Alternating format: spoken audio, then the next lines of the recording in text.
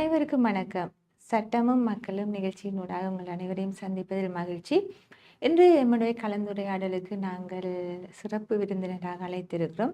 சிரேஷ்ட ஒளிபரப்பாளரும் சிரேஷ்ட சட்டத்தரணியும் வளவாளருமான இஸ்மாயில் ஓய்சூர் ரஹ்மான் அவர்களை அழைத்திருக்கிறோம்.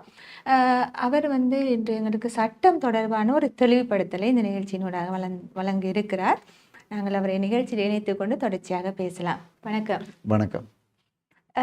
இந்த சட்டம் என்று சொல்லும் போதே மக்கள், எங்களோட ஒரு பாமர மக்கள், ஒரு சாதாரண மக்களுக்கு சட்டம் என்று சொன்னாலே ஒரு அச்சமான ஒரு உணர்வு இருக்கிறது இல்லையா?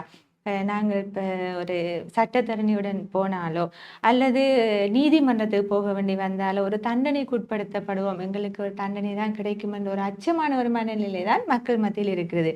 அப்படி இருக்கும்போது சட்டத்தரணியாக சட்டம் தொடர்பாக மக்களுக்கு நீங்கள் சொல்ல விரும்புவது என்ன? தெரிவித்து நிகழ்ச்சிக்குள் நுழைகின்றோம். முதலிலே நாங்கள் சாதாரணமாக இந்த நிகழ்ச்சியினை பாமர மக்களுக்கு கொண்டு செல்ல வேண்டும் என்பதுதான் அவருடைய கோரிக்கையாக காணப்பட்டிருந்தது. சட்டத்தை பொறுத்தவரையிலே நாங்கள் விளங்கி கொண்டிருக்கின்ற விதம் எவ்வாறு, அதை எவ்வாறு இலகுவாக புரியப்படுத்தலாம் என்பது பற்றி தான் நாங்கள் இன்றைய நிகழ்ச்சியிலே பேசியிருக்கிறோம். ஒரு மனிதன் பிறந்து விட்டால் அவருடைய பிறப்பிலே சட்டம் உருவாகிறது. நீங்கள் பிறந்தவுடன் உங்களுக்கு பர்த் சர்டிஃபிகேட் தருவார்கள்.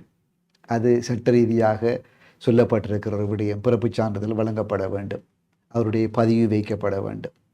அந்த குறிப்பிட்ட மனிதன் பருவமடைந்து அவர் திருமணம் முடிக்கின்ற போது அவருக்கு ரெஜிஸ்ட்ரேஷன் ஆஃப் மேரேஜ் என்று அழைப்பார்கள், திருமண பதிவு அங்கு வைக்கப்படுகிறது. ஒரு மனிதன் இறந்து விட்டால் அவருக்குரிய டெத் சர்டிஃபிகேட் என்பது வழங்கப்படுகிறது.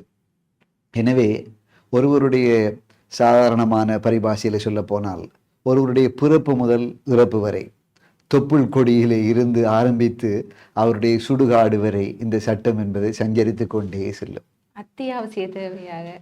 அத்தியாவசிய தேவையாக அன்றாடம் நமது வாழ்வில் எங்களை அறியாமலேயே நாங்கள் சட்டத்துக்குள் உள்ளிருப்பு செய்து கொண்டுதான் இருக்கிறோம்.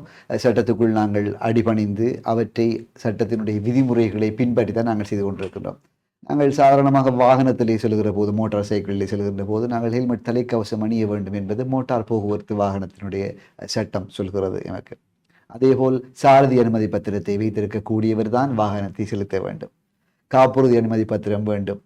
பொய்த்தல் அதனுடைய பரிசோதனை சீட்டை கொண்டு செல்ல வேண்டும். இவ்வாறான விடயங்கள் எல்லாமே நாங்கள் பார்க்கின்ற இடத்து, நான் ஏலவை குறிப்பிட்டதை போல் சட்டம் எம்மோடு சுற்றி வர சஞ்சரித்து கொண்டே செல்கிறது. இலங்கை மட்டுமல்ல, அனைத்து உலகத்தில் உள்ள அனைத்து நாடுகளையும் பொறுத்தவரையில் ஒரு மனிதர் ஒரு தவறு செய்த பிறகு தான் எனக்கு இது தொடர்பான சட்டம் தெரியாது, நான் இதை அறிந்திருக்கவில்லை என்று சொல்லி அவர் அந்த தவறிலிருந்து தப்பித்து கொள்ள முடியாது என்று சொல்லி சட்டம் சொல்கிறது. அவ்வாறு இருக்கும் பொழுது இந்த பாமர மக்கள், அந்த மக்கள் எவ்வாறு சட்டத்தை கற்றுக்கொள்ளலாம்? அதற்காகத்தான் இவ்வாறான இந்த விழிப்புணர்ச்சி நிகழ்ச்சிகளையும் இந்த மின்னல் 24 நடத்துகிறது. இதுபோல் தேசிய தொலைக்காட்சியில் நாங்கள் முன்பு ஒரு நிகழ்ச்சி தொகுப்பாளர் இருக்கின்ற போது நடத்தி இருக்கின்றோம். பத்திரிகைகளில் சட்டம் பற்றிய கட்டுரைகள் வெளிவருகிறதை நீங்கள் பார்த்து கொண்டிருப்பீர்கள். ஆக இவற்றை சாதாரண பொதுமக்கள் எவ்வாறு எடுத்துக்கொள்ளலாம் என்கிறது உங்களுடைய கேள்வி. நீங்கள் ஐரோப்பிய வளர்ச்சி அடைந்த நாடுகளை பார்க்கின்ற இடத்தை, குறிப்பாக ஃபின்லாந்து, மற்றது நெதர்லாந்து, கனடா மற்றும் ஐக்கிய அமெரிக்கா, யூகே போன்ற நாடுகளை எடுத்துக்கொண்டால் அங்கு சட்டமானது சாதாரணமாக எமது நாடுகளில் இருப்பதை போன்று பல்கலைக்கழகங்களுக்கு சென்று தான் அதை படிக்க வேண்டும் என்கின்ற நிலை அங்கு இல்லை. எனவே வளர்ச்சி அடைந்த நாடுகள், அந்த நாடுகளிலே ஆரம்பத்தில் இருந்து ஒவ்வொரு பிரஜையும் சட்டம் பற்றிய அறிவை வளர்த்து கொள்ள வேண்டும் என்பது அங்கு கட்டாயமாக காணப்படுகிறது. இலங்கையில் கூட நீங்கள் சொன்னதை போல் சட்டத்தை தெரியாது அல்லது அறியாது என்று சொல்லி யாருமே அந்த சட்டத்தினுடைய நெறிமுறைகளை, விதிகளை பின்பற்றாது அவர் தப்பித்து கொள்ள முடியாது. அவர் பின்பற்றி ஆக வேண்டும், ஒழுகியாக வேண்டும். எனவே இவற்றை எவ்வாறு இலகுவாக நாங்கள் பற்றுக்கொள்ளலாம், அதனை நாங்கள் இலகுவாக அறிந்து கொள்ளலாம் என்பதை பற்றி தான் நாங்கள் பேச இருக்கிறோம். அதே போன்று சட்டத்துறையை பொறுத்தவரையில் சட்டத்தை பயில விரும்புபவர்கள், சட்டத்தரணியாக வர விரும்புகிறவர்கள் சட்டத்துறையை தெரிவு செய்கிறார்கள். அவர்கள் இந்த கற்கைகளை தெரிவு செய்யும் பொழுது சட்டக்கல்லூரி, ஓப்பன் யூனிவர்சிட்டி என சொல்லப்படும் பல்கலைக்கழகங்கள், அதே போன்று தனியார் நிறுவனங்கள் இவர்கள் வந்து சட்டம் தொடர்பான கற்கைகள் அங்கு இருக்கிறது. அப்படி இருக்கும்போது ஒரு சட்டத்தரணியாக வர வேண்டும் என்று விரும்புகிறவர் எதை தேர்ந்தெடுக்க வேண்டும்? எவ்வாறு அந்த கற்கையை வந்து அவர் கற்க வேண்டும்? சாதாரணமாக எமது அரசாங்க பல்கலைக்கழகங்களை பொறுத்தவரையிலே ஜிசி உயர்தர பரீட்சையிலே சித்தி பெற்று உரிய அந்த Z ஸ்கோரை பெற்றுக்கொள்கின்றவர் பல்கலைக்கழகத்துக்கு நுழைகின்றார். அது தவிர அந்த வாய்ப்புகள் கிடைக்காதவர்கள் அல்லது அந்த எவ்வாறாயினும் சட்டத்தை பயில வேண்டும் என்று எண்ணுகின்ற புதுமுகமாக இருக்கக்கூடியவர்களுக்காக இலங்கையிலே உங்களுக்கு தெரிந்திருக்கும் சட்டக்கல்லூரி காணப்படுகிறது. லோ காலேஜ் என்று அழைப்பார்கள், ஸ்ரீலங்கா லோ காலேஜ். அதேபோல் இலங்கை திறந்த பல்கலைக்கழகத்தினுடைய அந்த டிஸ்டன்ஸ் எஜுகேஷன் சிஸ்டத்தின் ஊடாக, தொலைநோக்கு கல்வியின் ஊடாக சட்டத்தை பயின்று கொள்ளலாம். அண்மை காலமாக இலங்கையிலே தனியார் நிறுவனங்களும் இந்த கற்கை நெறியினை ஆரம்பித்திருக்கிறது. இங்கு இலங்கையினுடைய சட்டக்கல்லூரியை பொறுத்தவரையிலே அங்கு ஜிசி உயர்தர பரீட்சையில் 3 பாடங்கள் அவர் சித்தி பெற்றிருத்தல் வேண்டும். அதில் 2 கிரெடிட்டும் ஒரு சிம்பிள் பாஸும் இருத்தல் வேண்டும் என்கின்ற அந்த நியமங்கள் பின்பற்றப்பட்டு கொண்டு வருவதை அவதானித்துக் கொள்ள முடிகிறது. அதுபோல் அவருக்கு ஆங்கிலத்திலே சாதாரண பரீட்சையிலே அவருக்கு கிரெடிட் என்பது சித்தி என்பது தேவைப்படுகிறது. இது ஆனால் இலங்கை திறந்த பல்கலைக்கழகத்தை பொறுத்தவரையிலே அங்கு சாதாரண தரம் அவருக்கு பரீட்சை அவசியம். அதேபோல் இந்த குறிப்பிட்ட சாதாரண தர பரீட்சையினை அவர் உரிய மட்டங்களிலே சித்தி அடையாத ஒருவராக இருந்தால் கூட இலங்கை திறந்த பல்கலைக்கழகத்திலே முன்னொரு காலத்திலே தரம் 8 இருந்து கூட சில கோர்சஸ்களை அங்கே ஆரம்பிப்பார்கள். உதாரணமாக ஒருவர் 8ஆம் ஆண்டிலே பாடசாலையை விட்டு இடைவிலகி விட்டார். அவருக்கு சாதாரண தர பரீட்சை எழுதக்கூடிய வாய்ப்புகள் கிடைக்கவில்லை. அவர் படிக்க வேண்டும் என்று ஆர்வம் கொண்டிருக்கின்றார். வசதி வாய்ப்புகள் இப்போது வந்துவிட்டன. படிப்பு என்பது அவருக்கு மிகவும் அத்தியாவசியமானதாக காணப்படுகிறது. அவர் திறந்த பல்கலைக்கழகத்திலே சேர்ந்து இந்த குறிப்பிட்ட சாதாரண தர பரீட்சை எழுதுவதை போல் அவர் அந்த உரிய கற்கை நெறிகளை வழங்கப்படுகின்ற காலத்துக்கு காலம் வழங்கப்படுகின்ற அந்த நெறிமுறைகளை பின்பற்றுகின்ற போது அவர் கூட அங்கு உள்ள அனுமதி பரீட்சையை எழுதி அவர் சட்டம் பயின்று சட்டத்தரணியாக வந்து கொள்ளலாம். ஆனால் நீங்கள் இந்த சொல்லும் விடயத்தில் இந்த திறந்த பல்கலைக்கழகங்கள் ஓப்பன் யூனிவர்சிட்டி என சொல்லப்படும் இங்காக இருக்கட்டும் அல்லது தனியார் கல்வி நிலைய நிறுவனங்களிலாக இருக்கட்டும், ஒரு சட்டம் தொடர்பான கற்கை கற்கிறார்கள். அது எல்எல்பி என்ற கற்கை நெறி. அந்த கற்கை நெறியை பூர்த்தி செய்தவர்களை சட்டத்தரணியாக எடுத்துக்கொள்ள முடியுமா? அப்படி சிலர் பார்க்கிறார்கள். அந்த கற்கையை பூர்த்தி செய்துவிட்டால் அவர்கள் சட்டத்தரணியாக இருக்கிறார்கள் என்று சொல்லி அது ஒரு தெளிவுபடுத்தலை தாருங்க. நீங்க அண்மைக்காரமான நிதர்சனம் என்னென்றால், அந்த தனியார் கழகங்களிலே பல்கலைக்கழகங்களிலே எல்எல்பியை முடிக்கின்றவர்கள் நிறைய நிறுவனங்கள் இருக்கின்றதை பெயர்களை சொல்ல முடியாது. அதுபோல் சில வேளைகளில் திறந்த பல்கலைக்கழகத்தில் முடிக்கின்றவர்கள் அது வேறு ஏதாவது கொழும்பு பல்கலைக்கழகத்தில் கூட எல்எல்பியை முடித்தாலும் அவர்கள் சட்டத்தரணிகள் என்று அழைக்கப்படுவதில்லை. எல்எல்பி என்பது என்னவென்றால் அதற்கு சிறிவா ஒரு விளக்கத்தை கொடுக்கலாம் என்று நினைக்கின்றேன். பெஜுலரிஸ் லீகம், அதாவது லெட்டின் வேர்ட். உதாரணமாக நீங்கள் பார்த்தீங்கள் என்றால் பிஏ என்கின்ற போது பெஜுலர் ஆஃப் ஆர்ட்ஸ் என்று அழைப்பார்கள். எம்பிபிஎஸ் என்கின்ற போது பெஜுலர் ஆஃப் மெடிசின், பெஜுலர் ஆஃப் சர்ஜரி என்று அழைப்பார்கள். ஆனால் எல்எல்பி என்கின்ற போது 2 எல்கள் நடுவிலே ஒரு டொட், அதற்கு பிறகு பி என்று வருகிறது. அப்போ இந்த 2 எல்களுக்கும் உரிய அர்த்தம் என்ன, அதனுடைய தெளிவு என்ன என்பது பலருக்கும் இன்னும் தெரியாமல் இருக்கும். என்ன விடயம் என்றால், அதாவது பெஜுலாரிஸ் லீகம், அதாவது லீகம் என்று அந்த எல்எல் என்பதற்குரிய அர்த்தம் லெட்டின் மொழியில் இருந்துதான் வருகிறது. சட்டம் ஆரம்ப காலத்திலே நீங்கள் பார்த்திருப்பீர்களே, ஆனால் லெட்டின் மொழியிலே இருந்து வந்திருக்கும். பிற்கால இன்றும் கூட பயன்படுத்தி கொண்டிருக்கிறார்கள் இந்த லெட்டின் மொழியினை. எனவே எல்எல்பி பட்டதாரி என்கின்ற பொழுது அவர் ஒரு சட்டமானி கற்கை நெறியினை பூர்த்தி செய்தவர், ஒரு சட்ட பட்டதாரி, கலை பட்டதாரியை போல், மருத்துவ பட்டதாரியை போல் இருக்கிறார். இப்பொழுது எப்படி மெடிசின் படித்து விட்டு ஒருவர் எம்பிபிஎஸ்ஐ முடித்ததுக்கு பிறகு அவர் இன்டர்ன்ஷிப் அவர் முடித்து அதற்கு பிறகு அவர் டாக்டராக வந்தது பிற்பாடு அவர் செயற்படுவதை போல் இங்கும் எல்எல்பி முடித்த கையோடு இவருக்கு சட்டத்தரணி என்று அழைப்பது கிடையாது. அது கொழும்பு பல்கலைக்கழகமாக இருக்கலாம், திறந்த பல்கலைக்கழகமாக இருக்கலாம், தனியார் பல்கலைக்கழகங்களாக இருக்கலாம். ஆனால் இப்போது கொழும்பு பல்கலைக்கழகத்திலேயோ அல்லது திறந்த பல்கலைக்கழகத்திலேயோ எல்எல்பி முடித்தவர்கள் ஒரு பொழுதுமே சட்டத்தரணிகள் என்று போடுவது மிகவும் அரிது. ஆனால் இந்த மார்க்கெட்டிங் மாஃபியா, சந்தைப்படுத்தல் இருக்கக்கூடிய இந்த மாஃபியாக்கள் தனியார் பல்கலைக்கழகங்களிலே எல்எல்பியை முடித்தவுடன் சட்டத்தரணி என்று சிலர் எண்ணிக்கொள்கின்றார்கள், அவ்வாறு பிரசாரங்களை மேற்கொள்கின்றார்கள். எனவே அது அவரவரை பொறுத்த விடயம். நீங்கள் சொன்னது போல அந்த சட்டமாணி பட்டம் அதை பெற்றவர்கள் ஒரு சட்டத்தரணியாக அவர்கள் ஆகுவதற்கு, அவர் சட்டத்தரணி என்ற அந்த அங்கீகாரத்தை பெறுவதற்கு அடுத்த கட்டமாக என்ன செய்ய வேண்டும்? எல்எல்பி இலங்கை திறந்த பல்கலைக்கழகத்திலோ அல்லது கொழும்பு பல்கலைக்கழகத்திலோ முடிக்கின்றவர்கள் சட்டக்கல்லூரியினுடைய இறுதி ஆண்டு பரீட்சைக்கு தோற்றுவார்கள். எட்டர்னியேட் லோ ஃபைனல் எக்ஸாம் என்று அழைப்பார்கள்.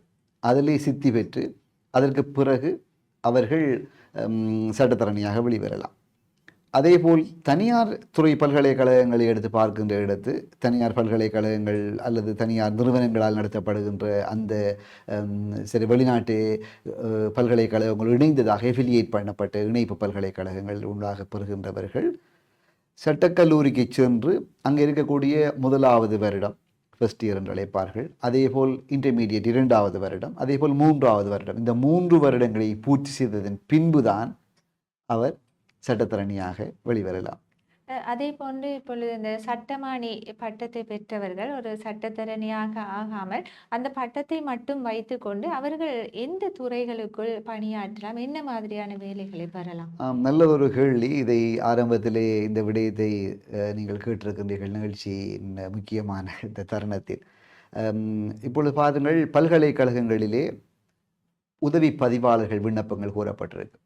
அந்த உதவி பதிவாளர் விண்ணப்பங்கள் அல்லது பல்கலைக்கழக சில பதிவாளர்கள் விண்ணப்பங்களுக்கு கூட நீங்கள் சட்டம் மாணி பட்டம் பெற்றிருந்தால், எல்எல்பி பட்டம் முடித்திருந்தால் உங்களுக்கு முன்னுரிமை அளிக்கப்படும் என்பதாக கூறப்பட்டிருக்கு. சில நிறுவனங்களிலே அவர்கள் பணிபுரிகின்ற தரத்தில் நேற்றைய தினம் ஒருவரை சந்தித்த போது ஒரு ஆசிரியர், அவர் பணிபுரிகின்றார் ஒரு கல்வி நிர்வாகத்தோடு சம்பந்தப்பட்ட துறையிலே. அவர் எல்எல்பி முடித்த டெர்னியட் லோ முடித்துக் கொண்டார். ஆனால் எல்எல்பி முடித்த கையோடு அவரை சேர்த்திருக்கின்றார்கள், அங்கே ஒரு அட்வைசரி போர்டுக்கு சேர்த்திருக்கின்றார்கள். எனவே நிறுவனங்கள் சில தொழில் நியாய சபைகள் இருக்க அதன் கீழ் வரக்கூடிய பல நிறுவனங்கள் காணப்பட்டிருக்கும். சில ஒத்தாரிட்டிஸ் இருக்கும், உதாரணமாக துறைமுக அதிகார சபை, வாட்டர் போர்டு அல்லது கவர்மெண்ட் டிபார்ட்மெண்ட். அங்கெல்லாம் இந்த சட்டப்பட்டதாரிகள் என்று சொல்லப்படுகின்ற அரசினால் அங்கீகரிக்கப்பட்ட பல்கலைக்கழகங்களில் படித்து கொண்டு வருகின்றவர்களுக்கு வேலை வாய்ப்புகள் நிறைய காணப்படும். சாதாரணமான ஒரு ஏனைய துறைகளை சார்ந்த பட்டதாரியோடு ஒப்பிடுகின்ற பொழுது, ஒரு நேர்முக பரீட்சைக்கு செல்கின்ற போது இவருக்கு முன்னுரிமை கொடுப்பார்கள். அவ்வாறு நடந்தும் இருக்கிறது. அதே போன்று இப்பொழுது இந்த சட்ட கற்கையை கற்க வேண்டும் என்று சொல்லி இப்போ உயர்தரம் முடித்துவிட்டு நான் சட்ட கற்கை அவருக்கு 3 பாடங்கள் சித்தி இருக்கின்றது, 3 பாடங்கள் சி பாஸ் இருக்கிறது என்று வைத்துக்கொள்வோம். அவ்வாறு இருக்கும் ஒருவர் சட்ட கற்கை தான் கற்க வேண்டும், தானோ சட்டத்தரணியாக வர வேண்டும் என்று விரும்புவர். முதலாவதாக அவர் எடுத்து வைக்கக்கூடிய அந்த படிமுறைகள் என்ன செய்து அவர் ஒரு சட்டத்தரணியாக ஆக வேண்டும்? இலங்கை திறந்த பல்கலைக்கழகத்தை பொறுத்தவரையிலே அவர்களுக்கு என்று ஒரு நுழைவு பரீட்சை இடம்பெறும். அனுமதி பரீட்சை என்று அழைப்பார்கள். என்ரோல்மெண்ட் எக்ஸாம் அல்லது அட்மிஷன் எக்ஸாம் என்று அழைப்பார்கள், என்ட்ரன்ஸ் எக்ஸாம் என்று அழைப்பார்கள். அதேபோல் சட்டக்கல்லூரியிலும் அவ்வாறு இந்த அனுமதி பரீட்சை அதேபோல் இந்த நுழைவு பரீட்சை நடத்தப்படுகிறது.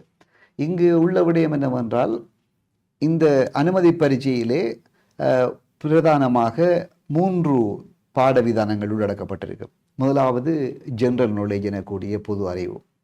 அடுத்தது நாங்கள் முன்பெல்லாம் கதைத்து கொண்டு வந்தோம் எப்டிடியூட் என்பது, இப்பொழுது ஜென்ரல் இன்டெலிஜென்ஸ் அல்லது ஐக்யூ இன்டெலிஜென்ட் கொஷன்ஸ் என்று அழைப்பார்கள் நவீனமய சொல்லாக்கத்தில் ஊடாக. அடுத்தது லாங்குவேஜை பொறுத்தவரையில் அதிலே மொழி காணப்படும். ஒன்று தமிழ் மொழி அல்லது ஆங்கில மொழி, அல்லது சிங்கள மொழி அல்லது ஆங்கில மொழி, இவ்வாறு காணப்படும். 2ஆம் மொழியை சேர்த்திருப்பார்கள். இந்த பரீட்சைக்கு அவர் தோற்ற வேண்டும். இந்த பரீட்சைக்கு அவர் தோற்றி அதில் சித்தி பெறுகிற இடத்து அவருக்கு அனுமதி கிடைக்கும் இலங்கை திறந்த பல்கலைக்கழகத்தில். இந்த பரீட்சைக்கு அவர் தோற்ற வேண்டும் என்று சொன்னால் என்ன அடிப்படை தகுதிகள் இருக்க வேண்டும்?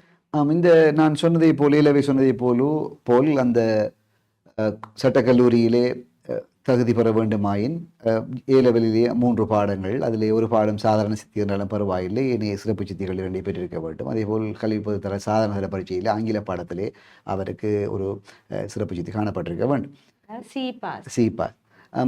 அதேபோல் திறந்த பல்கலைக்கழகத்தை பொறுத்தவரையிலே அங்கு சில எல்லாரும் இணைத்துக் கொள்ள வேண்டும். உதாரணமாக நான் சட்டம் பயின்றது இலங்கை வானொலியிலும் தொலைக்காட்சியிலும் பணிபுரிந்து கொண்டு, வானொலியில் செய்தி அறிவிப்பாளராக இருந்து கொண்டு, தொலைக்காட்சியில் நிகழ்ச்சி தொகுப்பாளராக இருந்து கொண்டு நான் காலை வேளையிலே ஞாயிற்றுக்கிழமைகளிலே திறந்த பல்கலைக்கழகத்தில் செல்வேன்.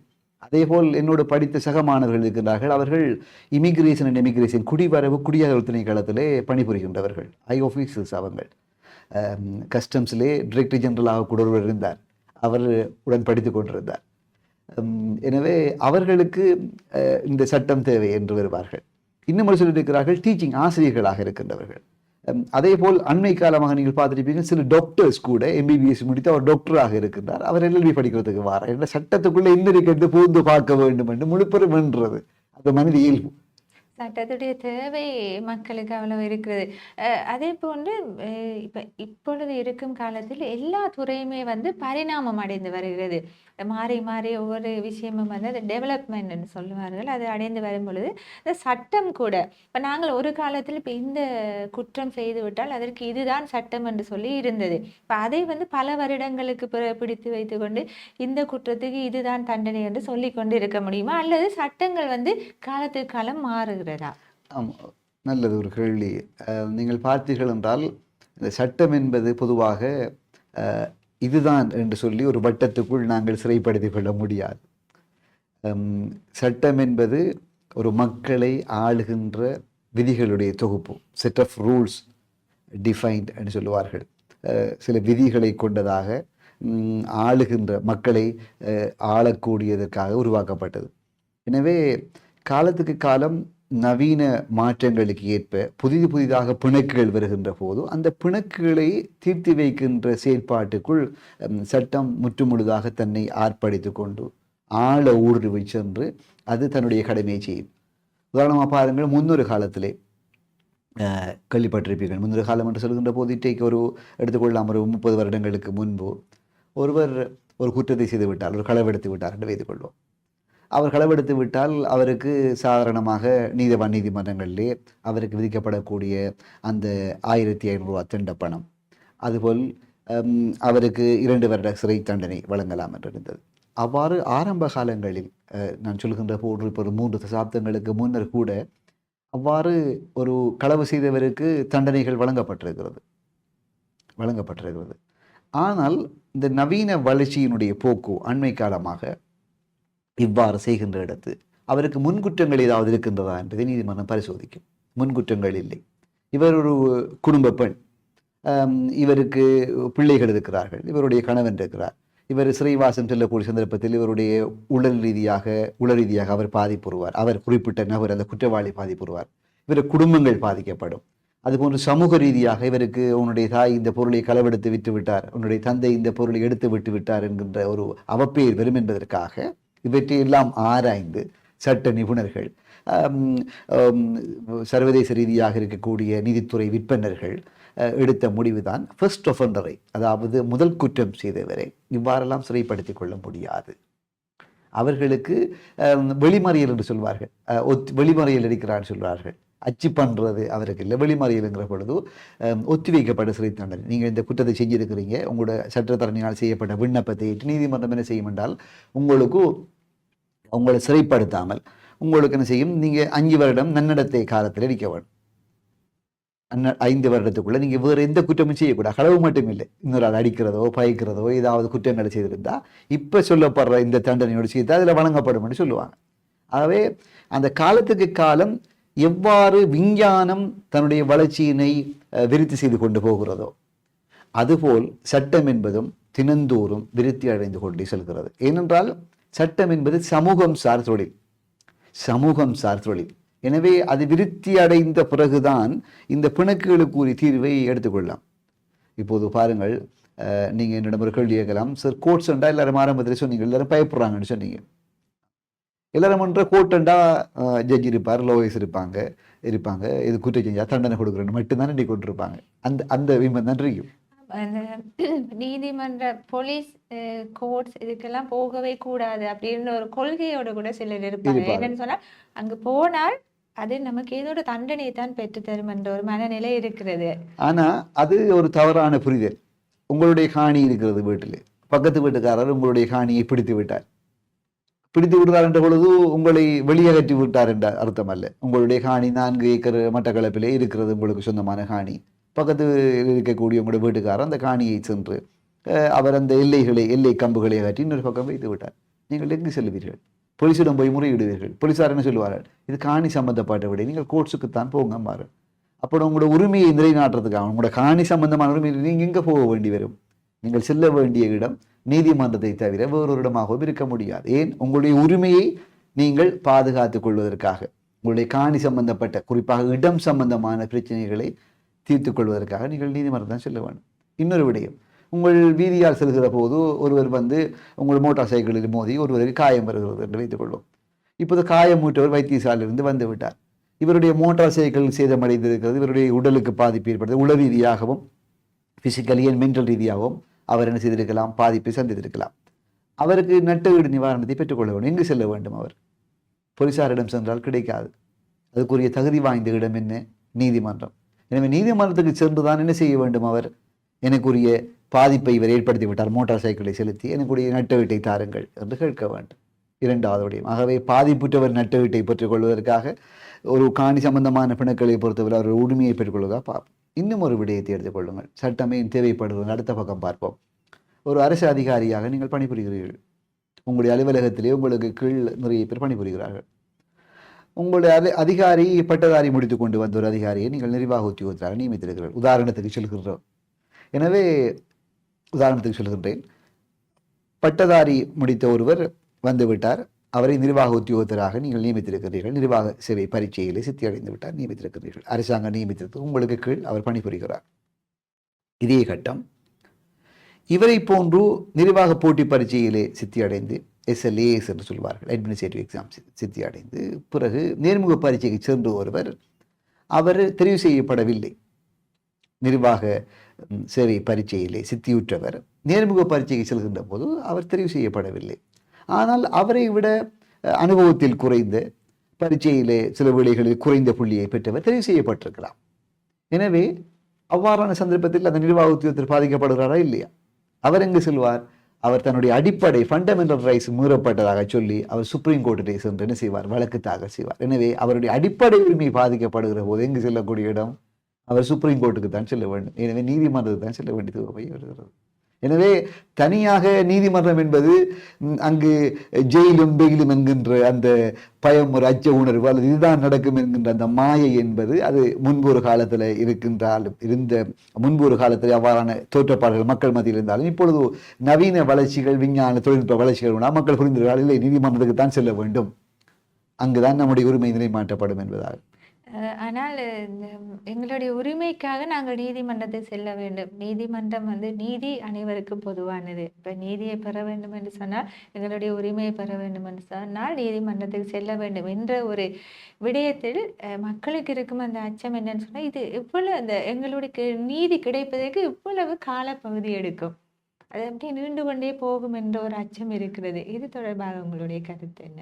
உண்மையிலே தாமதிக்கப்பட்ட நீதி என்பது மறுக்கப்பட்ட நீதிக்கு சமம் என்று சொல்லி சட்டமேதைகள் அல்ல, மாறாக சட்டமேதைகளை கடந்து நாங்கள் பார்க்கின்ற இடத்துறைகள் எல்லோராலும் ஏற்றுக்கொள்ளப்பட்ட ஒரு விடயம். தாமதிக்கப்பட்ட நீதி மறுக்கப்பட்ட நீதிக்கு சமம் என்பார்கள்.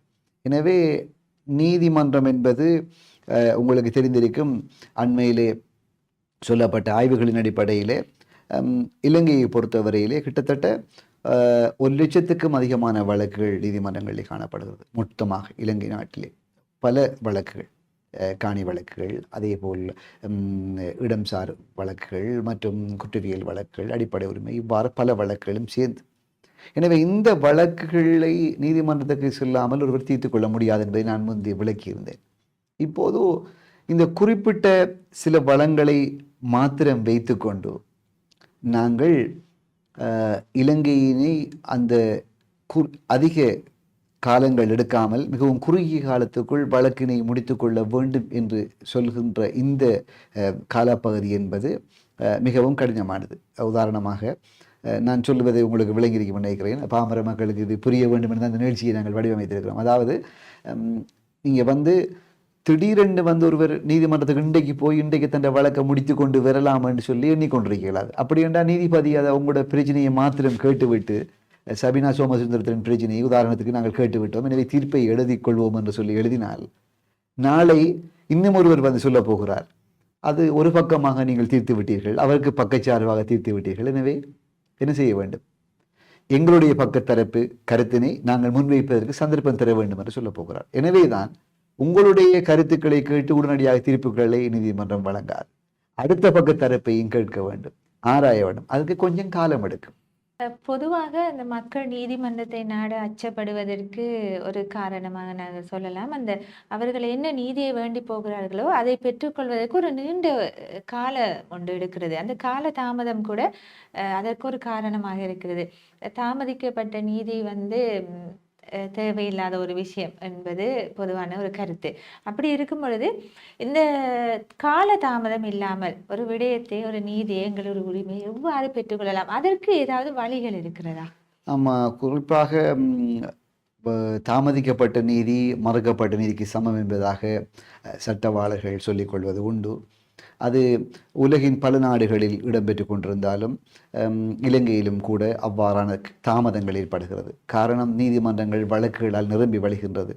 அண்மையை ஒரு அறிக்கையை பார்க்கின்ற இடத்து கிட்டத்தட்ட 1,00,000க்கும் அதிகமான வழக்குகள் இலங்கை நீதிமன்றங்களே காணப்படுது சொல்கின்றார்கள். எங்களுடைய நீதிமன்றங்களுடைய வகிபாகம் என்பது பரந்துபட்டது.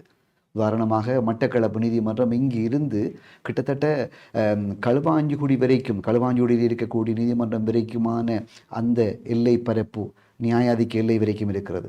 அதுபோல் இங்கிருந்து நாங்கள் ஈராவூர் சுற்றுலா நீதிமன்றத்துக்கு செல்ல வேண்டுமாக இருந்தால் அது வரைக்குமான பரப்புக்குள்ள வழக்குகள் அவ்வளோத்தையும் விசாரிக்க வேண்டும். அதுபோல் நீங்கள் இந்த பகுதியை எடுத்து பார்ப்பீர்களானால் இங்கே அம்பிலாந்துறை, கொக்கட்டிச்சோலை இவ்வாறு பல இடங்களில், அதாவது மட்டக்களப்பு நீதிமன்றத்தை உதாரணத்துக்கு நான் விளங்கப்படுத்துகிற நிகழ்ச்சியை பார்த்து கொண்டிருப்பேன். எனவே அவர்களுடைய நீதிமன்ற நியாயாதிக்க எல்லை பரப்பு என்பது அதிகம் பரந்திருக்கு. எனவே அந்த எல்லை பரப்பு கிட்டத்தட்ட ஒரு 25 கிலோமீட்டருக்கு அப்பால் இருக்கக்கூடிய பிராந்தியங்கள் இருந்த வழக்குகளும் இங்கு வரக்கூடியதாக இருக்கும்.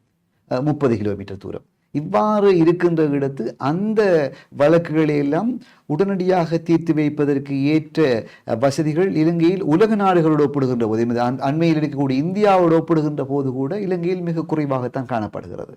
இலங்கையிலே மொத்தமாக இருக்கக்கூடிய அந்த நீதிபதிகளுடைய எண்ணிக்கை மற்றும் நீதிமன்ற உத்தியோகத்தர்களுடைய எண்ணிக்கையை பார்க்கின்ற இடத்து உலக அளவிலே நாங்கள் பார்த்தோமேயானால் மிகவும் குறைவாகவே இருக்கும். எனவே அந்த குறிப்பிட்ட நீதிபதிகளை வைத்துக்கொண்டு, குறிப்பிட்ட நீதிமன்ற அலுவலர்களை வைத்துக்கொண்டு இவ்வளவு வழக்குகளையும் விசாரித்து தீர்ப்பிடுதல் என்பது குறிப்பிட்ட காலத்துக்குள் முடிவடைவது என்பது ஒரு சாத்தியமற்ற ஒன்று. ஆனாலும் அதை இலகுபடுத்துவதற்காக சில பிணக்குகளை மத்தியஸ்த சபைக்கு அனுப்புகின்றார்கள். இணக்க தீர்வினை, சமரச தீர்வினை இருசாராரும் பெற்றுக்கொள்வதற்காக அனுப்புகின்றார்கள். அண்மை காலமாக உங்களுக்கு தெரிந்திருக்கும் சிறு கோரிக்கை நீதிமன்றம், ஸ்மால் கிளைம் கோர்ட் என்பதை கொண்டு வந்திருக்கிறார்கள். அதிலே நீண்ட காலமாக எடுத்துக்கொண்டிருந்த பணக்கொடுக்கல்கள் வாங்கல் தொடர்பான விடயங்கள் இப்போதெல்லாம் மிகவும் குறுகிய காலத்துக்குள் நடத்தி முடித்து வைக்கப்படுகின்றன. ஸ்மால் கிளைம் கோர்ட்டினுடான அந்த வரப்பிரசாதம் என்று சொல்ல வேண்டும். இவற்றையும் தாண்டி டிஜிட்டலைசேஷன் ஆஃப் கோர்ட், அதாவது நீதிமன்றத்தை ஆன்லைனிலே கொண்டு வருதல், அதனுடைய நடவடிக்கைகள். உதாரணமாக நீதிமன்றத்துக்கு நீங்கள் தண்டப்பணம் செலுத்துகின்ற போது அங்கு செலுத்தக்கூடிய அந்த ஃபைனை, அந்த தண்டப்பணத்தினை கூட நீங்கள் கார்டிலே தான் பே பண்ண வேண்டும். வழக்குகளை தாக்கல் செய்கிற போது கூட நீங்கள் பதிவாளரை சந்தித்து நேர விரயம் செய்ய வேண்டிய தேவை கிடையாது. நீங்கள் இப்போது இந்த வருடம் அறிமுகம் செய்திருக்கின்றார்கள். நீங்கள் என்ன செய்யலாம்? நேரடியாக உங்களுடைய டெபிட் கார்டையோ கிரெடிட் கார்டையோ கொடுத்து செய்து கொள்ளலாம். உங்களுடைய வழக்கு செலவுகளை நீங்கள் கொடுக்கின்றது சட்டத்தரணி அதற்றை உரிய பதிவாளரிடம் சென்று சேர்ப்பிப்பதை விடவும் குறிப்பிட்ட அந்த கேஷியர், அந்த கேஸ் சிஸ்டத்தை போஸ்ட் மெஷின் என்பார்கள், வங்கிகளால் கொடுக்கப்பட்டிருக்கிற அந்த மெஷினை வைத்துக்கொண்டு உடனடியாக பணத்தை செலுத்திக் கொள்ளலாம். இந்த தாமதங்கள் இதிலே தவிர்க்கப்படுகிறது. மற்றும் வெகு விரைவிலே அந்த மின்னஞ்சல் மூலமாக வழக்குகளை தாக்கல் செய்வதையும் அறிமுகப்படுத்தி இருக்கிறார்கள். சட்டத்தரணிகள் மூலமாக, பதிவு செய்யப்பட்ட சட்டத்தரணிகள் மூலமாக மின்னஞ்சலினூடாக வழக்குகள் தாக்கல் செய்வதற்குரிய நடவடிக்கைகளும் மேற்கொள்ளப்பட்டு வருகின்றன. எனவே இந்த உடனடியாக ஒரு காணி வழக்கை எடுத்து விசாரித்து விட்டு தீர்ப்பினை ஒரு நீதிமன்றம் வழங்குகிற இடத்து இன்னும் ஒரு தரப்புக்காரர்கள் சொல்லுவார்கள், இதிலே நிறைய பாதிப்புகள் இருக்கிறது தனக்குன்னு சொல்லுவார்கள். வழக்கு என்பது உங்களுக்கு தெரியும், 2 பக்க கட்சிக்காரர்கள் இருப்பார்கள், வாதி பிரதிவாதி. எனவே 2 பேருடைய கருத்துக்களையும் நன்றாக செவிமடுத்து சட்டத்தின் அடிப்படையிலே அவற்றை ஆய்ந்து அவற்றுக்கு தீர்ப்பெழுத வேண்டிய பொறுப்பு நீதிமன்றங்களுடைய நீதிபதிகளுக்கு இருக்கிறது. எனவே கௌரவ நீதிபதிகள் உடனடியாக தீர்ப்புகளை நின்ற இடத்திலே கண்ட இடத்திலே வைத்துக்கொண்டு எழுதி கொள்ள முடியாது. எந்த பிரிவின் கீழ் இந்த விடயத்தை ஆராயலாம் என்று ஆராய்ந்து அவற்றை ஒரு சிறந்த முறையிலே தெளிவாக ஒற்று நோக்கி பகுத்து தொகுத்து அவற்றிலிருந்து தான் தீர்ப்புகளை அதே போல் கட்டளைகளை ஆக்குகின்றார்கள். அவ்வாறு ஆக்குகின்ற இடத்து அதிலே காலதாமதங்கள் நிலவினாலும் சிறந்த ஒரு தீர்ப்பு கிடைக்கக்கூடிய வாய்ப்பு ஏற்படும். எனவேதான் இந்த காலதாமதங்கள் நிகழ்கிறது. ஆனால் இப்போதைய இந்த புதிய அரசாங்கத்தினுடைய இந்த டிஜிட்டலைசேஷன் அதன் கீழ் அதாவது நிகழ்நிலைக்கு உட்படுத்தப்படுகின்ற இந்த திட்டத்தின் கீழ் எங்களை பொறுத்தவரையில் சட்டத்தரணிகளான எங்களை பொறுத்தவரை நீதிமன்றத்தினுடைய அந்த வேகமானது மிகவும் அசுரமாக சென்று கொண்டிருக்கின்றது. அது இன்னும் நான் நினைக்கின்றேன் இந்த ஆண்டு முடிவதற்கு இடையில் மிக அசுரமாக சென்று நான் நினைக்கிறேன் மிகவும் சிறந்த முறையிலே மிகவும் துல்லியமாக தீர்ப்புகளை பெற்றுக்கொள்ளக்கூடிய வாய்ப்புகள் ஏற்படும். ஏனெனில் வெளிநாடுகளிலே இருந்த கூடியவர்கள் தங்களுடைய சாட்சிகளை கூட இலங்கையிலே இருக்கக்கூடிய நீதிமன்றத்திலே அதாவது வீடியோக்களின் ஊடாக வீடியோ திரைகளின் ஊடாக சாட்சியங்களை வழங்கலாம். அதாவது மக்கள் நீதிமன்றங்களை இலகுவாக அணுகக்கூடிய சூழ்நிலை உருவாகும் என்று சொல்கிறீர்கள். ஆம், ஈஸி எக்ஸஸ் டு கோர்ட் என்று அழைப்பார்கள். அதாவது ஒரு பாமர மகன் அவர் தன்னுடைய காரியத்தை இலகுவாக முடித்துக் கொண்டு செல்ல வேண்டும். அதே போல் ஒரு வெளிநாட்டில் இருக்கின்றார், அவர் நாட்டுக்குத்தான் சாட்சியை சொல்ல வேண்டும். ஒரு விவாகரத்து வழக்கிலேயோ காணி வழக்கிலேயோ ஏதோ ஒரு வழக்கிலே என்கின்ற நிலையினை மாற்றி இருக்கின்றார்கள். அது இன்னமும் வெகு விரைவாக மாற்றப்படும். எனவே அதுக்குரிய கொடுப்பனவுகளை செய்கின்ற இடத்து அவருடைய நீங்கள் இலங்கையில் இருப்பீர்கள், உங்களுடைய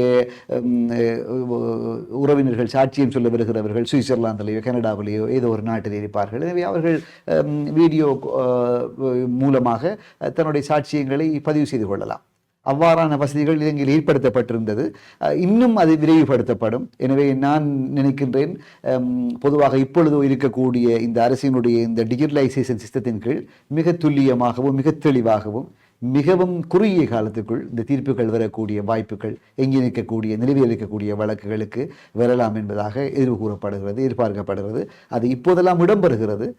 இன்னும் காலம் கணிந்து வரும் என்கிற நம்பிக்கை கீற்றங்கள் எனக்கு தென்படுகிறது. இன்றைய நிகழ்ச்சியில் நாங்கள் இந்த சட்ட கற்கை கற்க விரும்புகிறவர்கள், அதே போன்று சட்டத்தை பற்றி தெரிந்து கொள்ள விரும்புகிறவர்கள் என்ன செய்ய வேண்டும், எவ்வாறான வழிகளில் அதற்குள் அவர்கள் நுழைய வேண்டும் என்பது தொடர்பாக ஒரு தெளிவுபடுத்தலை வழங்கியிருக்கிறார் எங்களுடைய சட்டத்தரணி. தொடர்ச்சியாக நாங்கள் இந்த நிகழ்ச்சியில் சட்டம் சம்பந்தமான பல்வேறு விடயங்களை பல்வேறு தெளிவுபடுத்தல்களை மக்களுக்கு வழங்க இருக்கிறோம். எங்களுடைய சட்டத்தரணி அதை வழங்குவதற்காக காத்திருக்கிறார்.